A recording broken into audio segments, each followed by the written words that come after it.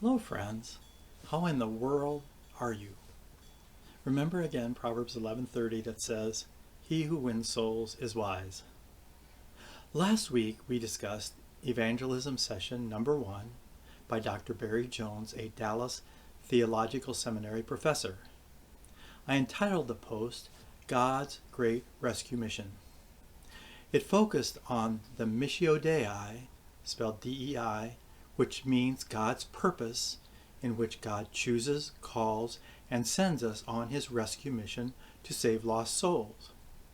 This week in lesson number 2, Dr. Jones talked about our divine mission to witness to the non-believing world and what the word witness means.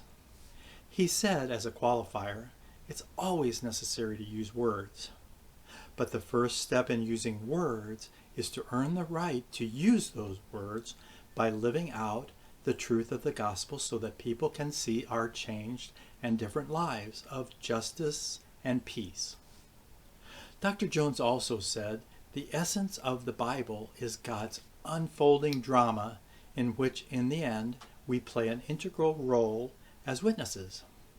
He said the term witness is a narrower category under the term mission, and evangelism is a narrower category under the term witness. Dr. Jones referenced a book entitled The Rise of Christianity by Rodney Stark.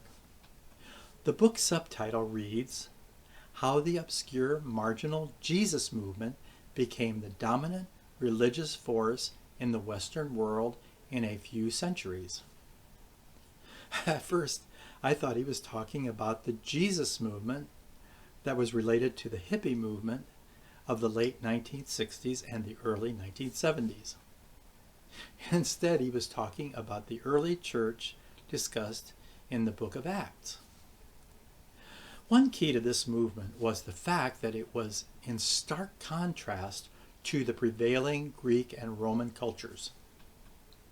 One example was the early church movement treated women very well, unlike the Greek and Roman cultures. As a result, many women were saved and played a large role in the growth of the church. He said another key was the fact that the Greek and Roman cultures distanced themselves from anyone that had diseases like the plague. But the early church, in contrast, embraced and helped people with diseases, and many people got saved as a result. Dr. Jones stated that there is some dissension between two camps of thought related to how we should witness. One side thinks that humanitarian efforts should be the primary means to share the gospel, and they may or may not minimize the need for verbal sharing. The other side feels that verbal sharing should be the primary means to share the gospel, and they may or may not minimize the need for humanitarian efforts. Dr. Jones strongly said that the church needs both. Lastly, Dr. Jones pointed out that witnessing isn't an optional choice for believers based on their preferences.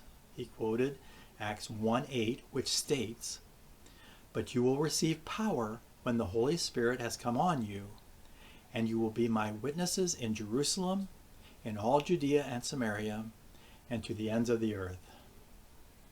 Note the emphasis on "you will be my witnesses." Dr. Jones said witnessing isn't an option, and that Jesus gave an emphatic statement of fact. Dr. Jones also asked students to give possible ways of verbally witnessing to open the door for future evangelism.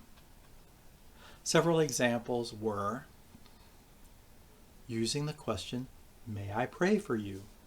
or using words of encouragement, or remembering and commenting to people by name, or treating all people in the workplace or elsewhere with dignity and respect. I still have a long way to go to understand and to begin the practice of being a good witness for Jesus that opens doors toward future evangelism.